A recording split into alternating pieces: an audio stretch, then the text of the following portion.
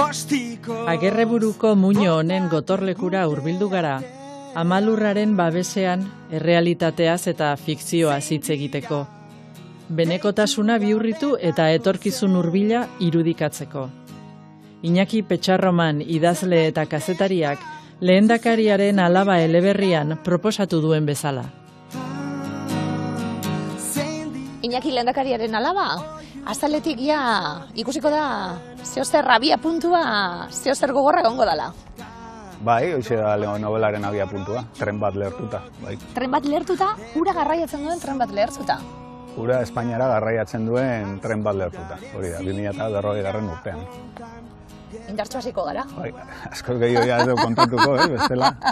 Indartxo hasiko da, novela, thriller distopikoa ere, deitu diote. Zelan esan, idatzizune, irakurleari ez esango diogu, zer topatuko du liburuan? Topatuko du istorio bat, nahiko kronologikoa, 2026 garren urtean hasi eta 2040 garren urtera arte, eta bi ari narratibo bezala, bat 40 garren urtean guztiz kokatua eta bestea pizkat kronologikoki hori ez. Saltoka joana eramaten, gertakari politiko, historiko, sozialaen bidez, 40 garren urteraino. Eta gero nola baite bukaeran, elkar hartuko dute, elkar topatuko dira bi narrazio gari horiek.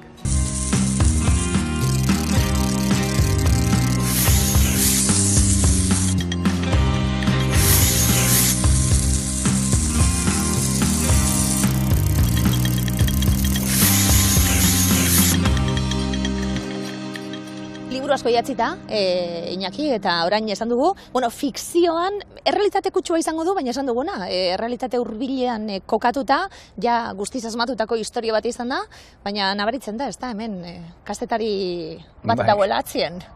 Bai, hori da, hori esaten diate eta hala izan behar du, ni azkenian kazetaria naiz, hori da, hoberen dakidan aiten, eta orduan bai nabaritzen da, naiz eta etorkizunean kokatu historio asmatu bat, fikziozko historio bat, badaudela datu historikoak, datu historiko batzuk errealak dira, eta badago dokumentazio nola baiteko bat, errealitatean, horregatik askotan, jendeak irakurtzen duen liburua, ikusten du, ze reala denez.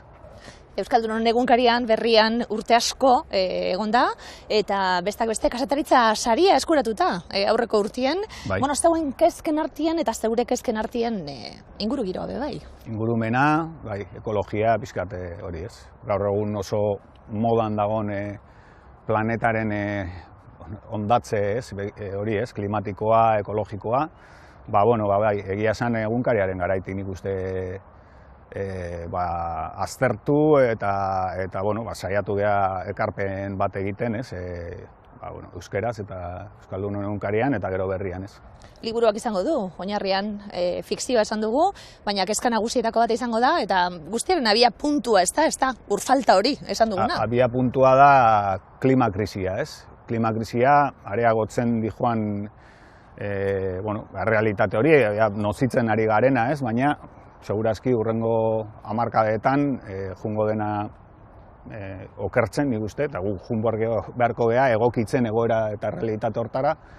Eta orduan, pixkat, hor Euskal Herrian ze eragin egon daitezkeen, eta pixkat igual modu provokatibo batean, segur faltaren arazo horri helduta, etorri daitezken, egoera... Hipotesi hori guztiak, gero bereal esango duguna zer izan daiteken. Leku ederrera ekarri gaituzu, da lagun bat gonbidatu zu bai? Nor batuko zaigu, elkarrezketara gero?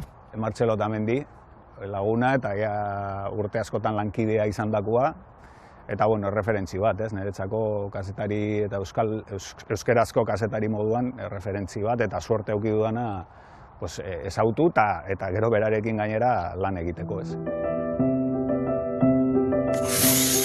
Ondo atera zitzaidan alabak izateko apustua.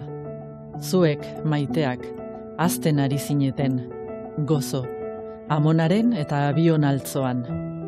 Bikoterik gabe erabaki nuen guraso izatea, inseminazio bidez.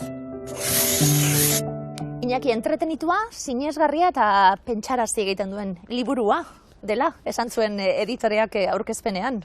Ez dago txarto?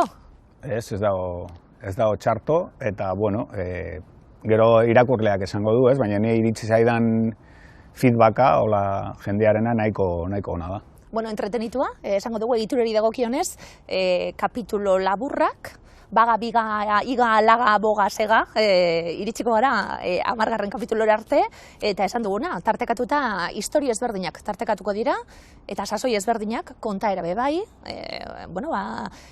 gazte batzun kontaera izango dalako 3. pertsonan, gero izango dugu lehendakaria bera, lehenengo pertsonan hitz egingo diguna, apurtxo eta egiturari dagokionez be, azkar doan liburu bata. Bai, ez dakit, nahita egindan hori edo hola eta zaidan, ez? Baina egia da, nik adiez trailerran egitura hori edo, gero editoreak berak esan zuen, ez? Nik idatzi nunean ez nun idatzi thriller bat idazteko asmoz edo intentzio horrekin, ez? Baina gero hala gehatu da, eta egia da kateatu egiten dula, ez? Nola biari narratibo juten dian tartekatzen, pues bueno, pixkat moztu iteu, baina historia berak juten da eskatzen nolabait urrengo kapitulua, ez? Eta egia da olatea dela, eta bueno, thriller edo azkartasun hori irabazi dula, eta jendeak orokorrean eta irakurleak esan diana da hori estimatzen duela, ez? Sinesgarria, bestalde eskarelako kokatuko 2024an gaude, pare bat urte barru. Hasiko da, 40 luzatuko den historioa izango da, eta, bueno, hipotesi batzuk jartzen dizkiguzu liburuan, mai gainean, herriari dagokionez, hizkuntzari dagokionez, esan duguna, klima larrialdiari dagokionez. Bai, hori ere eskatzen dut, normalean, eta zenbait jende etortze zait oso hartzen dute oso pizkat estuan, baina hau esaten duzu, eta, hau da provokazio bat da. Hau hemen aipatzen diren hipotesi horiek errealitatean ez dira gertatuko bere hortan, ez? Besterik gabe, testu ingurua da nahi inporta zaidana, eta jendea pentsaraztea, ez? Euskararen egoera, nolakoa dan, Euskal Herriaren egoera, gure autonomia, gure ziurtatuta dazkau bizirauteko tresnak hori dena, ez da pixka ni buruan dituan kezka existentzial horiek liburura pasatakoak, ez? Eta, bueno, hipotesi bat, nolabait, gertatu zitzaiguna pandemiarekin, ez? De repente dago egoera bat dena zipristitzen duna eta dena baldintzatzen duna, ez? Hori gertatuko balitz nola eragin dezake Euskal Herrian, ez? Pixkat hortik dator, ez? Kezka horietatik dator liburuaren. Eta baina, karo, ez gero gertatzea halako, diskurso edo txapa bat, baizik eta historio bat, novela bat, antolatuta testu inguru horretan, ez? Eta gero esan duguna, pentsarazteko elementuak bakoitzari berea, esango nuke, irakurle bakoitzak gero mundu bat izango da, eta helduko dio bakoitzak bereari, baina badauka, dinot, irakurketa oso azkarra dalako, eta irakurketa sartzen zara liburuan, eta amaiera arte zoaz, baina bai, momentu baten, eta ura, eta ze gertatu alda, urbarik geratzen badien inguruko danak eta guk ura badaukagu. Eta ze gertatu alda, esan duguna, autogobernuari geratzen bagara, ze gertatu alda partiduak ilegalizatzen badira, azkenien bada, eta berri bat sortzen bada, esate baterako. Bada, gertatu diren gauzei bestelako buelta bat eta etorkizunan jarri dugu hori guztia. Bai, konturatu naiz, jende askoren erreakzioa izan dela, eta hori iritsi zait, nolabaiteko liburuak uste izula, nolabaiteko kezka bat edo ez dakit ez, azkure moduko bat, erreal zantzu hori bizi-bizia delako, ez? Jendeak esate duztra, baina hau oso reala da, ez? Hemen alderdiak legezkanpo egon dira, ez dakigu PP Vox gobernu bat egongo baliz ze gertatu daiteken zenbait gauzarekin, baina susmatu dezakegu gauza batzuk ez diala hain hipotesi burugabeak, ez? Eta klimakrisiaren testuinguru hortan pixkanaka barneratzen ari gea, ez? Egokitzen jun beharko gea.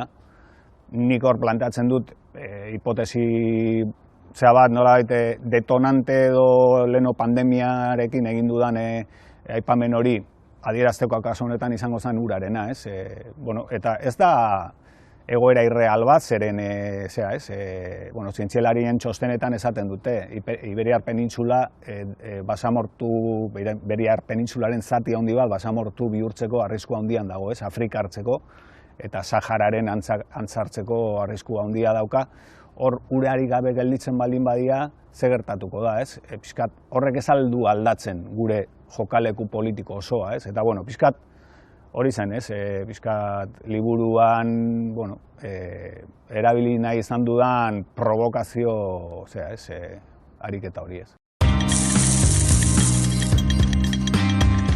Begira, ni ari naiz oraindik bukatu gabe dago, baina Luzaiden gaindi liburua idatzita dago Jan Batiste Etxarren eta Angel Aintziburu Luzaidekoa da eta berak eman zizkion datu asko eta berak idatzi zuen.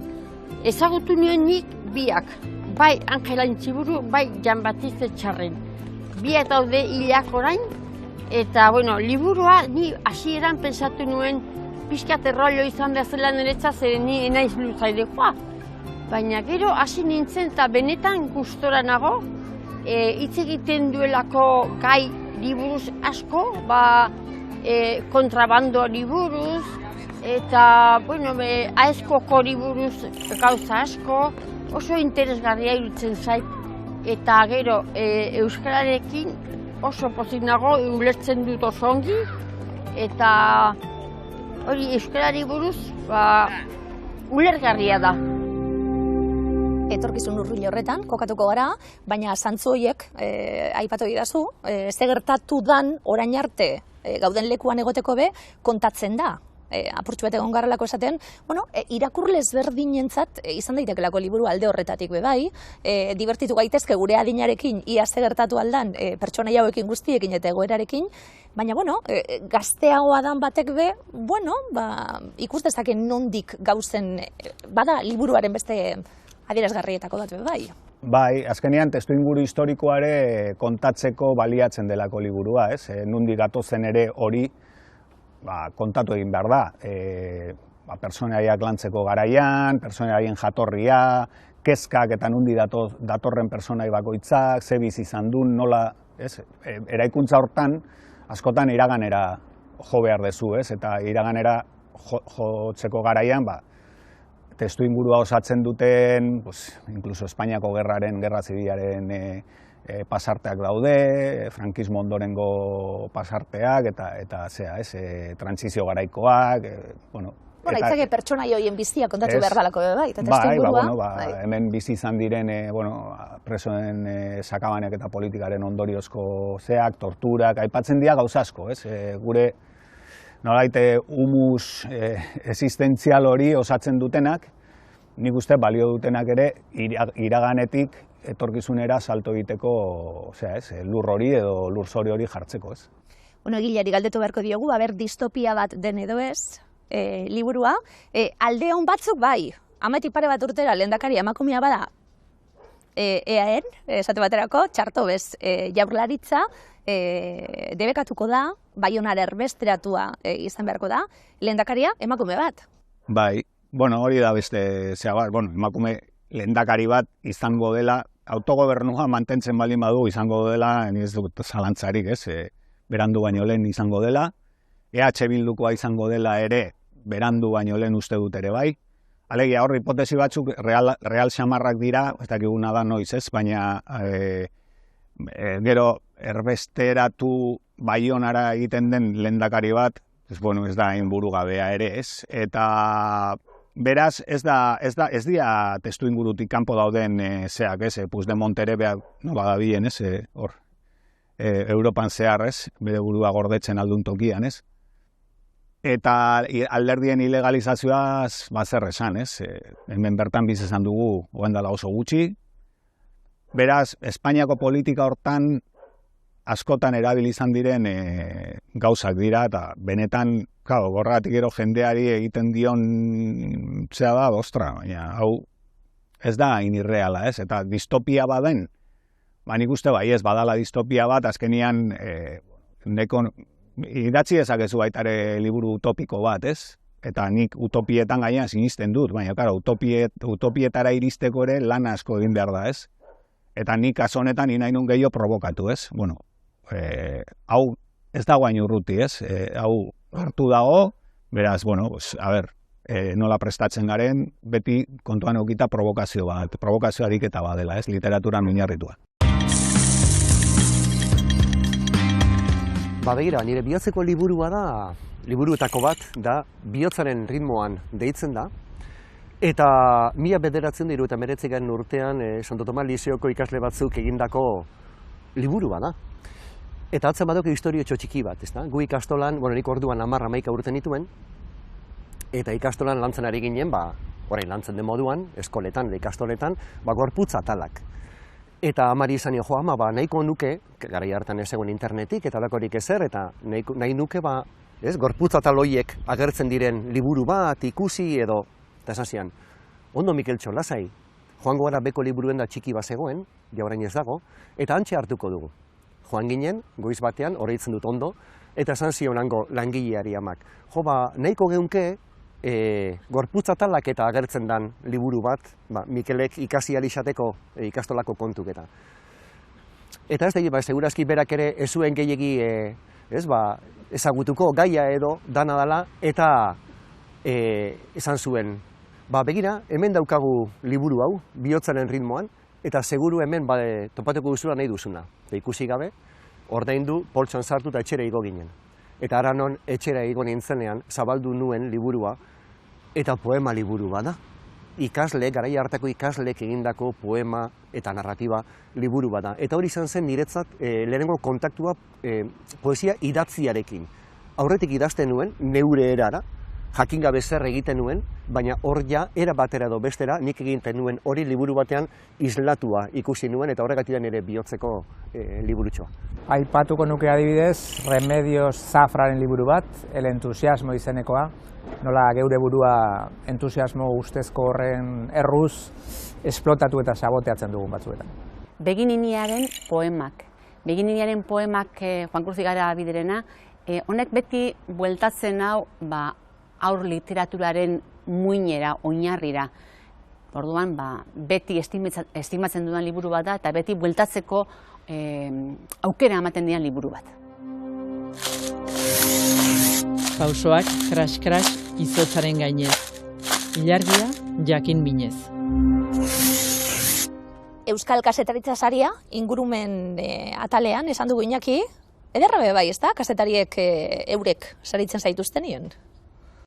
Bai, eta hor, esan behar da baita ere Martxelo promozionatu egin nahuela urte askotan, da azkenean, eta azkenean guk egindako lana errekonozitzea gustora hartzen da, ez? Nik uste lana handia egin dela berrian eta egunkarian betidanik ingurumen gaiak eta bere lekua eta bere garrantzia eta izan dezaten, guretzako garrantzitsuak direlako eta hola landu ditugulako, eta hori errekonozitzea guretik kanpo edo dagoen erakunde bate beti eskartzen da, ez? Halere, sari nagusia esango dugu ibilbide profesional osoari, Martxelo eta Mendiri, Martxelo esango doz. Ondo, hori gehiago da erretiro saria, neran bat izatea bezala Joan Adi saria. Benkoz Joan Adi saria, baina, ondo. Euskaraz egindako lana, euskal kultura, herria, badauka liburuak horretatik be bai, bat zuzendari, besti zuzendari orde, ezamat urtetan, egon zari zuek lankide, bizitzardi? Desintetan, 1900 Ni uste 9 urte zuzendari orde egon itxalani, eta Martxelo nola beti egondan zuzendari, 9 urte. Hori prometan esaten du. 8 hortxe. Ni batzen naiz Petxa bekario zela, eta Petxa bekari izatetik indu etxeko euskaliera osoa, ia osoa, zuzendari orde izatera, baina Petxa sartu zen bekario, eta oso gertuko lankideak izan gara urte askotan, konplizidade handikok eta... Zer irakurtzen zu, Martxelo, zuk etxean, hemen literatura programa bat egiten ari gara, eta hain gertu eukita, badaukan nik zalantza zuri galdetzeko, ze liburu irakurtzen zuen? Oraintxari naiz bukatzen, Paco Aristik, Uzapide eta Salvador Iguruzindako liburua. Nire naiz berez oso bersozalea, baina liburu oso polita da. Oso ondo idatzita dago eta grazia ondorekin. Oporretan bukatu dut, hau ez dakit esan barko nukeen publikoki, Sarkoziren memoriak bukatu ditut oporretan, baina, bueno, interes handiko personaje da, nigandik oso urruti daun, eta beharko izango luke nigatik zauteko banin du, baina ematen zuen memoria interesante izango zela, eta ala interesgarria dira. Dira oso ni, denbora guzti da ni. Eta gaur trenean etorrela, Petxaren aginduak zehituta orain asko nabil garraio publikoan, kargo utzen nuenetik. Topatu dute gure lankide izan dagoaz, Josemi Saizar. Eta Josemi Saizar aikinen trenaren kontorekin, eta eman dit liburu baten berri. Hemenko Madrid, Irun, iten duen tren horren hasierako aintzineko historia kontatzeu liburu bat idatzita da nubait. Eta horren historia, eta gogorrekin, hotxe bidali emetzuet esan ez, bidali ezu liburaren azala, igual ez bado dizkatalatuta, katalotik kanpo, bardu nahi.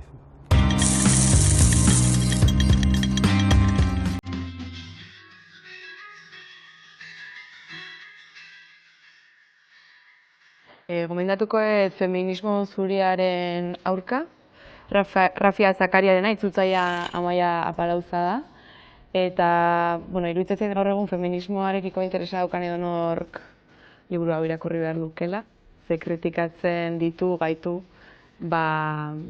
feminista txuriak, eta ez bakarrik zuria lako, baizik eta gure jarrerengatik. Eta funtsezko liburu bat iruditzen zait gaur egun feminismoan lanketa sakon bat egiteko. Kasu honetan, hitz esana elikatzeko joko dut klasiko batera, ez zarra delako baizik eta mundu mailan spoken wordeko referente nagusietako bat delako bera, K.E. Tempest. Eta hau da, euskeraz dakagun bere lana, antzinako berriak, poema luze bat. Eta hori euskeraz spoken worda egiten da, baina ez izen horrekin, baitu guain bat referente. Baina tiragia da guk hitz esana lantzeko asko atzerrira jo dugula eta horregatik K.E. Tempesten antzinako berriak. Ez dut ekarri, ez daukat, baina Obabakoak ez dut bukatu. Irakurtzen hasi naiz hainbat aldiz, bizpahiru, baina ez dut bukatzea lortu. Eta ez dut inoiz bukatu ez izana, baina ez dudala irakurri. Novela gustuko honetako bat, ziur asko. Eta esan behar dut askotan oparitu duela ere bai. Liburu hau, novela oso berezia da kopista izatea erabakitzen duen idazle bati buruzkoa. Eta erretratuak egiten ditu kopista horrek, jendearen erretratuak. Eta oso liburu hori, pixkat xarmadar eta berezia. Eta eskuartan daukagun liburua, irakurketa oso entretenigarria, esan duguna, apurtxuet pentsarazteko, baina ondo pasateko, bai? Zer mozko irakurketa egin duzu? Nik bi aldiz ondo pasa, eta irakurla arruntak egin gomizan, eta baita ere Petxaren ezaguna izan da, imaginatzen duen Petxa historia hauek lotzen ez, eta korapilatzen ez, eta orduan zintzara abstraitu, ezautzen duzunean idaztea, eta asko ezautzen zunean, elkarrekin ordu asko pasaitu gulako, beste lankide guzikin.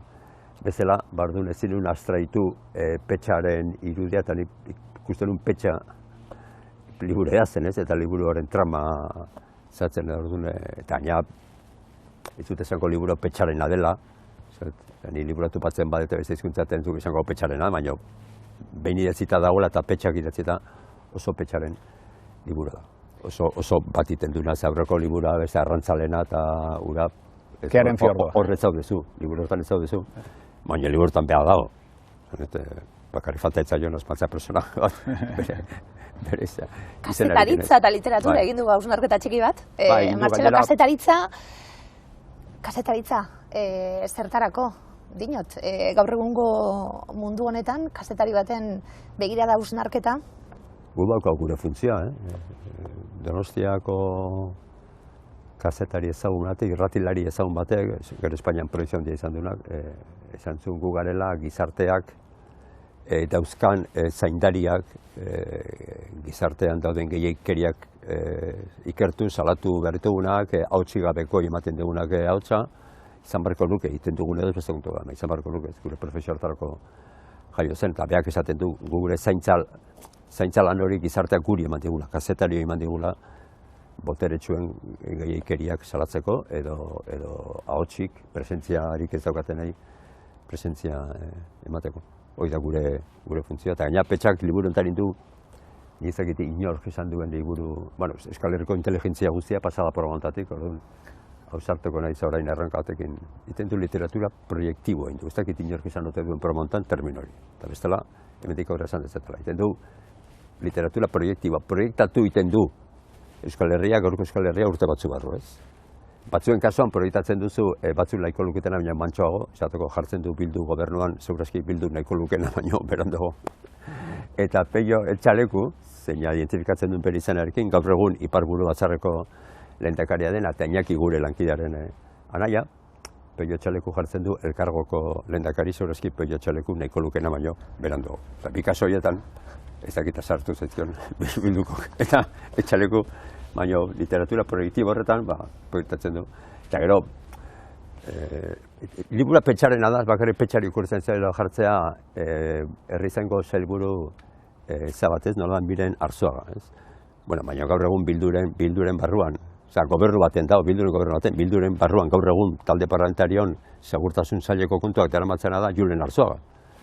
Ez, beraz, nabarmen ikusten da, baudu dela keinu batzuk orengo, zezanik ez, beste deitura asko daude relazio politikoa gaurko jendearekin, ez? Baina ni Miren Arzuagan aletu nean Kriston Parrainun. Da Julen Arzuaga personajea, genero aldaketa egin da urte batzu barru, ez? Beraz, horret izatu libura Petxarena dela. Egiten duzu kontsulta, Iñaki pare bat urte egon zara, liburua idazten eta dinot, lujo bat alako onelako pertsonei ez, eta onelako lagunez zinguratut egotia. Gordeten zu, zeuretzat, edo erakusten duzu eta kontatzen zoaz, zer egiten zoazen, lagunen artien? Hau, liburu hau oso bakarka idatzitako liburu bada. Beste kasuetan igual bai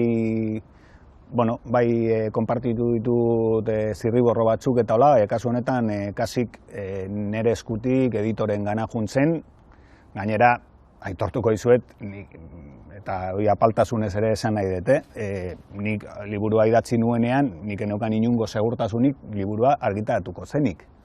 Eta niretzako esaten diatenean editorek bai, ondo dago eta argitaratzeagoaz, niretzako da, alde batetik ni idazten nahi nitzanean, nien naiz Bernardo Atxaga edo Ramon Saizoar Vitoria, edo Eider Rodríguez. Eta apaltasun hortatik abiatuta, nik lan hau egin dut, gustora pasa dut idazten, entretenitu naiz ere ni idazten, baina jakin gabea benetan argitaraterako zen edo ez. Eta orduan, elkarren iritsi zitzaidanean Xabier Mendigurenen agindua esan ez bai, liburua argitaratzeagoaz, niretzako izan zen nolabait, balio izan du niretzako ez ezik, baita ere Euskal Herriari eskaintzeko lan bat, ez? Iritsi da 8. edizioa. Hasiko gea! Boom! Boom! Boom! Booktuber boom! Aurten, bi aukera. Lehenengoa, Booktube klasikoa. Zegin behar da, liburu bat irakurri. Euskeraz izan behar da liburua. Komikia, novela beltza, saiakera, zurpuntan jartzen zaizuena. Eta gero, bideo bat grabatu, bideoan kontatu, nahi zutena. Laburpena, zergaitik gomendatuko zenuketen, zer pertsonea gustatu zuen gehien, eta zergaitik emango zeniokete liburu hori adibidez zuen etxai nagusiari. Hala! Bi sari daude. Lehenengo saria, obren agindunarentzat izango litzate kamera bat, tripode bat, foko bat, azkenean bideoak egiten jarraitzeko materiala, gehi 200 euro liburu eta diskoetan gastatzeko. Bigarren saria. GoPro bat. Bigarren aukera, badakigu oso influencerak zeatela guztiak. Ez, Ez, ja. Baina ondokoak badu, badu. Nork ez du izan nahi urrengo euskal liburuen influencerra? Daude asko, zuek izan ja ulertu dezu. Zuentzako dira orduan bi kategoria hauek. Bookstagram edo Booktok. Bi modalidade daude. Instagramen post bat igo liburuaren xehetasunekin edo laburpenarekin edo nahezunarekin. Instagramen izan daiteke gehiago eduki aesthetic esaten dena, ez? Baina TikToken liburuaren laburpena den bideo bat egin behar. Eta hemen oso garrantzitsua da. Oso garrantzitsua. Etiketatu behar abildua, Booktuber, Garrantzitsua ere bai, goazen betorrekoa jartzea saria kontatzeko. Vale. Irabazlearentzat, mugikorrarekin grabatzeko kit bat. Influencer izaten jarraitzeko. Eta gomendiozko liburu bat. Eta ez hori bakarrik, Hori bakarrik. Publikoaren sariari, hau da like gehiena jasotze ditunari, bi lagunentzako, edo bi pertsonentzako, edo Bi etxairentzako. Osa, birentzako, abentura txangorako sarrera. Zeintzu dira balintzak? 14-18 urte bitarteko izan barzea. Hau da, gu ez. Gu ez. Urrengoa, liburu bat irakurri. Irakurrita gero prestatu gidoitxo bat. Landu pixkat. Bai? Grabatu. Eta editatu, hori ere badakizu egiten. Igo, Bai. eta bidali lehiaketara. Bideoak bidali honea. booktuberboom.wordpress.com Hau dena, ze egun baino lehenago, Zaroak 25.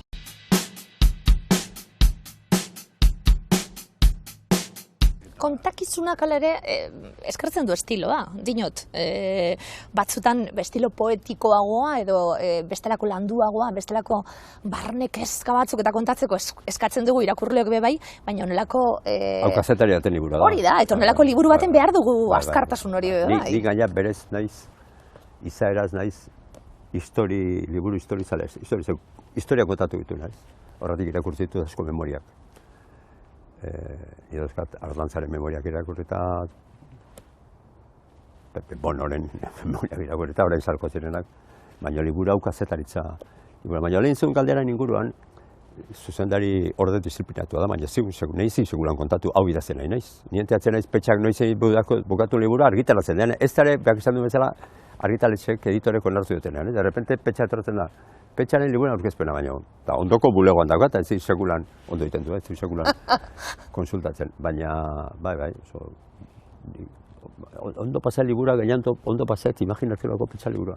Bai, ondo pasatzeko bada liburu harrapatzen zaitzun eta divertigarria, gaztiek ez dauz konforme liburuan, etorkizunean, ez da gizan irudikatzen duzun, 2026-tik 40-irako bide hori kontatu digu liburuan, Martxelo, pentsatzen hasita, zer datorren gainera? Bada joera bat oso arriskutsua dena, da esateko orainaldi, eta honek zaukatzeko liburekin, baina, liburuan bada.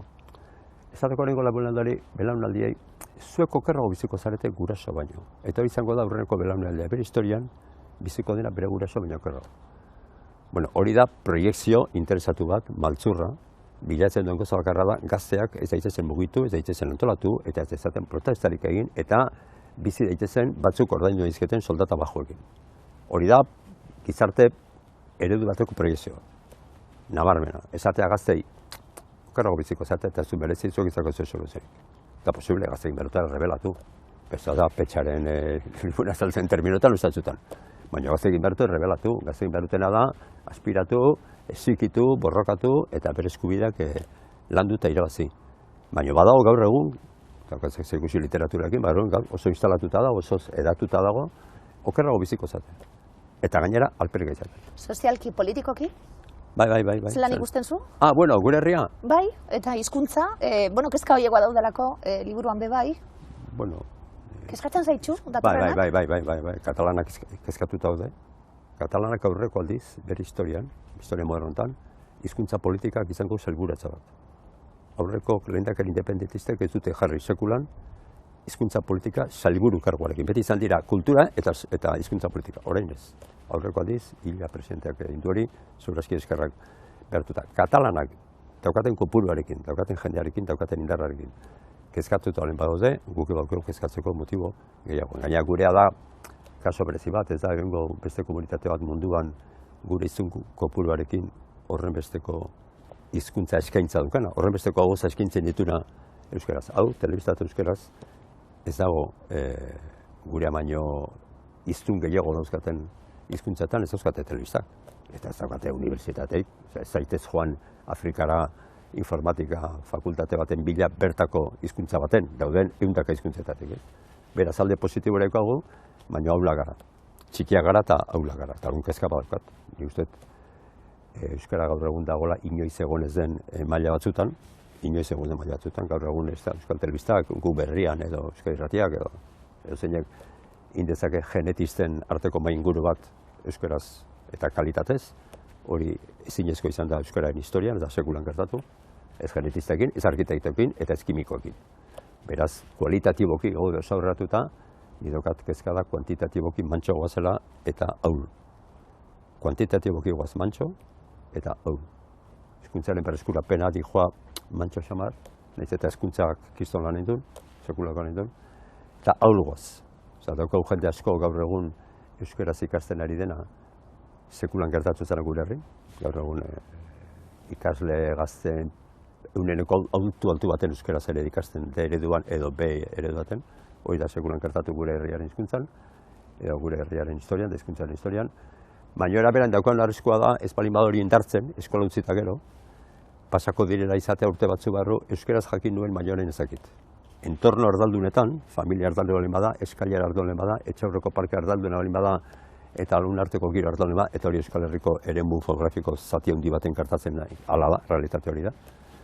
Dagoen arriskua da, urrengo urteetan inkesta soziolinguistikoa egiten dugunean, guk egunkarian askotan zeitu duna, sortu behar izatea kasila bat esango duna, lehen bat zeuden, euskaraz ez daki, euskaraz badaki hobeto hobean gaztelera batzueto daki, euskaraz osondo daki, eta gero kasila bat euskaraz jakin zuen, baina orain ez daki. Eta arrisku hori badukagu, ez baitu gauzak, ez badu beste indar batekin egiten. Beraz, inoiz baino hobeto gaude, baina hor.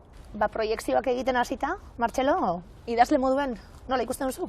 Lagun azte etorkizunekin? Ondo, zei dezala beti kazetaritzaren arrasto hortatik, bueno, indezala nahi dunez. Baina uste bengoz pasabardu ja, daukan estatus hortatik esateko, bueno, ez nik posten nahi ja, esaten diatenean argitatuko jatela. Petxaia idazle konsagratu bada eta berak mentalki kendu behar du burutik hori, ea argitartzen diaten, petxaren liburuak argitatu guzkiote, seguro no, zei dezala, zeizazu, zeizak, behin sartu intzen ere bulegoan, uneko eskor bat intzela neri ikazizketan, zeizak liburuak idazten. Irakurriko jau guztua. Berbelitzek lagun idazleari eskaini dizkio orain arte jasotako apunteak, eta honek, interesgarriena iruditu zaionarekin, hiztegi bat osatu du. Esklabotza modernoaz eta gizarte desberdintasunei buruzko hausnarketa. Garazi Ugaldek ekarri du euskarara. Presbizia gorputz higatuaren metafora gisa, begiratzeko eta munduan egoteko moduan eragiten duen aldaketarena. Gorputzaren gramatika berri bat moldatu arte. Antzinetik, herrien eta pertsonen kezkatako bat izan da, zer nolako mundua utziko zioten urrengo belaunaldiko kidei. Aldala, norberak ezagututakoa eta bizitakoa, baino mundu erresagoa, oparoagoa eta hobea ustea. Gaur egun, inguratzen gaituzten era guztietako krisien ondorioz eta horren erruz, gero eta zailagoa iruditzen zaigu, gu bizi izandakoa baino mundu hobe bat ustea ondorengoi. Eta bitxia egiten zait, zeren askotan, erresagoa iruditzen zaigu, gu denak planetarekin batera pikutara joatea, krisi hauetara ekarri gaituen kapitalismoa gainditzea baino. Kezka hauetatik abiatuta krisi klimatikoa, euskararen etorkizuna eta Euskal Herriaren etorkizuna buruan nituela, hasi nintzen idazten lehendakariaren alaba. Eta atera den emaitza ez da izan askotan ikusten dugun apokalbisi horietako bat. Nahiko erreala eta nahiko gauzagarria ikusten den Euskal Herriko egoera bat baizik, etorkizunean ardaztua.